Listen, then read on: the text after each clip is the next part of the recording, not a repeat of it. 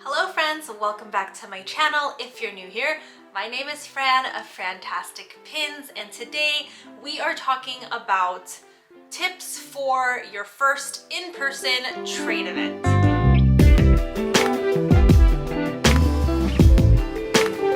To my returning Frantastic friends, my subscribers, welcome back as always. If you are new to this channel, I love to talk about Disney pins and Disney things, so if you're into any of that, feel free to subscribe. I would love to welcome you into our Frantastic fam.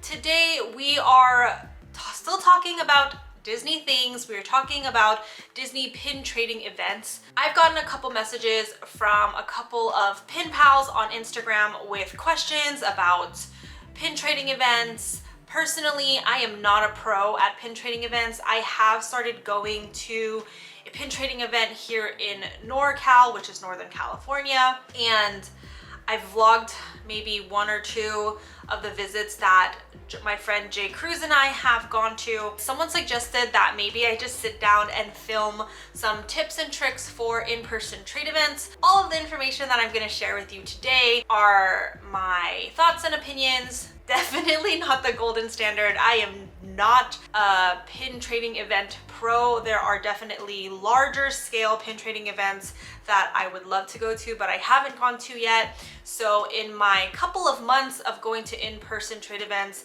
I've created a list of tips and tricks to share with you guys. So if you are planning to go to a pin trading event, if you feel super intimidated to attend one, this video is for you, because I know I talk a lot on YouTube. It's easy to sit down and talk in front of a camera, but at my core, I am an introvert, so I totally vibe with everyone who leans more introverted, who feels intimidated by huge social events like this, especially coming out of a pandemic. So I'm just gonna end that rant there and say that this video is for you. Pin trading events can also be for introverts as well. Let's go ahead and dive into my tips and tricks for in-person trading events. So the first thing that you have to think about when deciding to go to a pin trading event is obviously all the prep that goes into a trade event. So a lot of live sellers, they have pin trading books. Some events charge for like having a table. So if you want to have a table, you should probably register for a table. One of the first things that you're going to want to decide on is your kind of method for trading. For me, I definitely wanted a table because when I first started pin trading, I had a lot of Kraken trade Megs, Meg Elites, like a lot of their pin books, and I didn't want to be carrying all of my pin books around while I was looking at other pin traders and their tables. So I decided I wanted a table. You don't always have to have a table at the trade events. There's also people who kind of just bring a trading book or maybe two trading books, however much you can carry, and you can walk around so that way you're with your pins the whole time. Preparation number one, decide your method of if you want a table or if you want to walk around. Most pin trading events, especially the larger scale ones, you have to pay to reserve a table. So depending on the event that you want to go to, make sure you look into that detail. For the Northern California pin trading event that I go to, tables are free. It's first come, first serve. The way that they run the events is they just ask everyone who comes to the event to support the restaurant that the event is in. So that's kind of how it works here in NorCal. So that's why I always get a table, because it's free of charge. Now that you've decided on your method of how you want to be trading, whether at a table or walking around, the next thing I would recommend doing is figure out at least a couple weeks before the trade event how you want to organize your traders. I don't know about you guys, but I don't really have a method when I'm like trading online in the Facebook groups. So when I prep for a trading event, I do try to set aside time to reorganize my traders. So I like to put, like LOUNGEFLY blind box pins, Disney Parks blind box pins, Disney Studio Store Hollywood, limited edition pins, WDI pins. I try to categorize the pins a certain way, so that way as people are looking through my pins, they kind of know like, okay, these are like smaller pins, these are more like limited edition, maybe higher in value. So that's kind of up to you. I know people who have also done like buckets of like, here are my $10, like here are all my pins in like $10 to $15 in value. Here are my pins that are $40, $50, $60. So there's no wrong way. I would just say that's something you should think about before you go to the event. So that way, once you start getting into the nitty-gritty of executing a trade, you have an idea of like the type of pin it is, or if people ask for information on the pin, you're able to have the information with you on hand. But we'll talk a little bit more about that later. The third thing I would recommend you decide as you're prepping for a pin trading event is to decide if you're trading only or if you're open to trading and selling. Again, we'll dive into this a little bit more later in this video, but there are a lot of people, especially if like Instagram resellers are at pin trading events, where there's a trade value and then there's also a value of if you just want to buy the pin because you're not able to land on a trade. And sometimes that value is different. I've seen people where it's the same, and that's good, that's fine. But I've also seen people who like the trade value is 100, but if you buy it cash, it's 75. So you get a better bang for your buck if you decide you want to buy it. Whatever floats your boat, however you feel feels right for your pins, I would say that's an option. So decide if you want to trade or trade and sell. The last thing I would say before prepping for a trade event is, piggybacking off of my last point, is to do research on how you value your pins.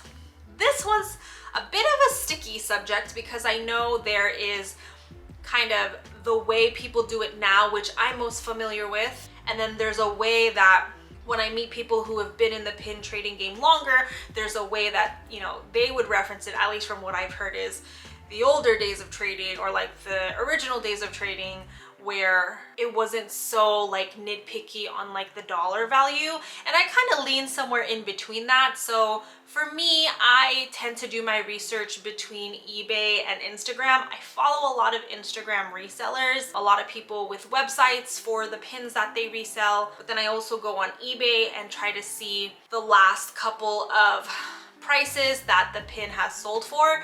If I can't find the pin like on eBay, like if I have a pin that hasn't sold on eBay, so there's no sold listings, if it's posted, I try to see the price of the post, and then I try to stay under, I usually try to stay under the values that I see on eBay. Or if I see Instagram resellers with the pins that I have for trade, I will also try to figure out like, okay, did they post how much that pin is going for? So I try to stay within that range or under.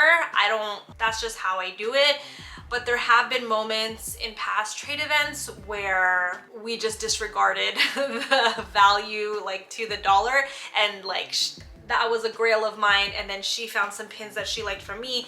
And I've like, people have been really nice to me where like if they say, oh, this pin's 150, they come to my table and they're like, oh, I'll take these pins, and then based on my values, it only totals to like 120. So it's like, it just depends on who you meet, right? So anyways, I do have to give props to one of my friends. I don't know if she has an Instagram. I don't know if she follows me here on YouTube, but I will post a little B-roll of her method, and I did copy her method for the next time I was at a pin trading event. But she had an Excel sheet of like the description of the pin, where it's from, what the edition size is, if it's limited edition or not, then a trade value and a sell value. And I really like that because it was super transparent, and her books were organized by like category of pins. So she had like a Zootopia board, an Aristocats board, a Disney Dogs board, and then each board had like that Excel sheet, which was really cool. So I definitely love that idea if you are trading and selling. Or if you're walking around trading, it'd be good to have like a little spreadsheet maybe on your phone, just in case like you don't know the value. I think this rule mostly applies to lower edition pins. Like once you start getting to like limited edition of 400 or lower, like Disney Studio Store Hollywood pins, WDI, it's better to do your research beforehand because those values just fluctuate like crazy. So there's that. And then now we're finally talking about being at the trade event. For those of you who are nervous and intimidated, I feel you because that was me. So my advice on that would be to find a friend to come with you. The friend doesn't have to be into pins or a pin trader, or the friend doesn't even have to like Disney. Personally, I take my friend J. Cruz Pins. I actually got him into pin trading. Influencer. It was just really fun to go with him because when I felt awkward or I didn't know who to talk to, like I had a friend there to like interact with, to like support me, and we also switched off watching our table of pins so that way we could walk around and check out all the other tables. I would definitely recommend bringing a friend who's willing to spend a couple of hours with you at the pin trading event.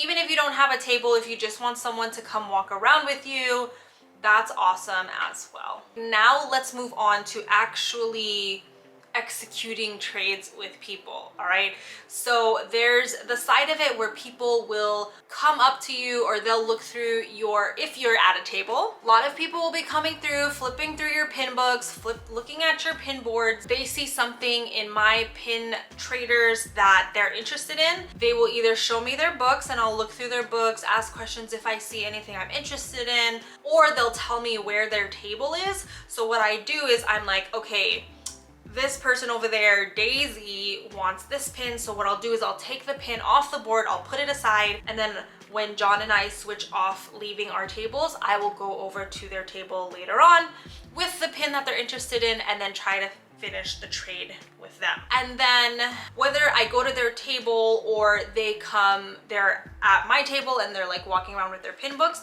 I will always find a couple pins that I'm interested in and then ask them like, hey, I'm interested in this one. Do you have information on it? Is it limited edition? What's your value on it? And a lot of times like they'll already know. But then other times, like we're both kind of trying to figure it out. So we'll both go on eBay, we'll look at sold listings. It's a little bit of a negotiation, and I get that sometimes that's uncomfortable, and it will feel uncomfortable probably the first like 1 or 2 trade events that you go to. But I think as you go to more trade events, as you trade with people in person, that type of conversation kind of becomes a little more natural because you both are kind of understanding that not all pin values are the price that they sold at, right? Especially when we talk about limited edition pins. So my advice is to try to stay flexible. Try not to get easily offended if the values don't match. And honestly, it's okay to say no. A lot of people have come by my table. I end up with a lot of limited edition pins, and sometimes I just don't see anything that I want for my collections, especially because I have a lot of the pins that I want. There are very few pins that like I really want these days, and so it's okay to say no. Always say thank you to the person for their interest, and then, you know, I'll see you next time. Maybe at the next event we'll trade. So don't worry about saying no. Also, don't worry if people say no to you, right? People will value their pins differently. I've definitely, at least once in every pin trading event that I've been to so far this year, I have pins in my trader books that are at other people's tables as well. And sometimes the values we have for trade are not the same. Sometimes theirs are a little higher, sometimes mine are a little higher. That is okay. It doesn't have to be exactly the same. And for me, I'm like, okay, I respect that that's your value on that pin. And that's okay, right? Like, as we've learned, pin values fluctuate, and sometimes it can be frustrating and disappointing, but it's okay because there will be other trades that pan out that are just better, or, you know, it works out. So try to focus more on like the good stuff versus the stuff that didn't work out, because you never know. There was one pin trading event where I was about to leave. 40 minutes before the trade event was over, I saw a marquee that I really wanted. I asked her to come by to my table. She never came by. She didn't see anything that she wanted to trade for, and I was really sad. But guess what? The following month's pin trading event, I saw that marquee still in her trade book. She came over to my table. She picked out a couple of pins that were around the same value. She traded me that marquee for almost $30 to $40 less than what it was listed for on eBay.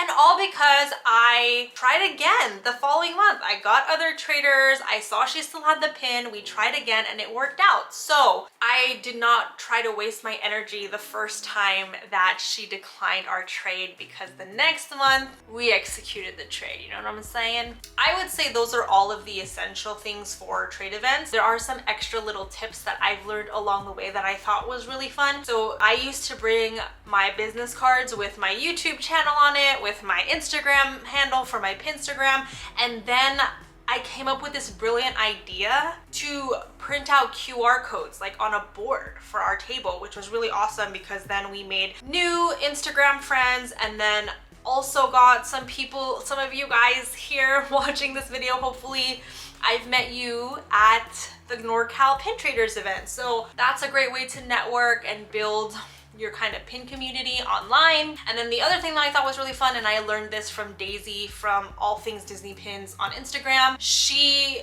would like bring stickers. So every time she made a trade with someone, they could like pick a sticker from this like lot of stickers that she brought. So the following month, Jay Cruz and I, we got like, we brought our little prize basket of like prizes that were left over from our live sale. And so we had like a fun little prize wheel for anyone we traded with. They could like spin the wheel like on my iPad, and then they would win a prize from our prize bucket. And stuff like that is like not required, but I've also seen like Instagram sellers who go to like the bigger events down in SoCal or out in Orlando. They also have fun, cool games and prizes and raffles at those other events. So John and I just thought it would be fun to do just a small thing between our two tables to like give away an extra little freebie to anyone who pin trades with us. That way maybe next time they'll remember that we do that, and then it'll just be a fun time. Like people will want to come trade with us. That's kind of all that I have to share with you guys today. I feel like I've been talking too much, but hopefully you have stayed through this video, and hopefully you are deciding to go to some pin trading events near you when it's safe and when you feel comfortable. I've had a lot of fun these last couple of months, and I just wanted to share the love, especially because some of you guys have been asking for informational videos like this. If you have any more questions that maybe I didn't address in this video, feel free to drop them down in the comments below. If you are a pro at pin trading events and there is anything else you want to add to this video, go ahead and do that too. We gotta share the love, right? Like, again, I'm no pro. I just wanted to share my experiences so far. And then that's it for today's video, guys. If you enjoy these type of informational videos on top of the pin unboxings and pin mail, let me know. I'd love to hear from you guys if there are other types of informational videos that you're interested in. Lots to do in the comments. Super excited to hear from you guys. As always, don't forget to give this video a thumbs up. I hope to see you at our next video. Hit that bell icon so you'll know right when that video posts. And until then, have a fantastic day.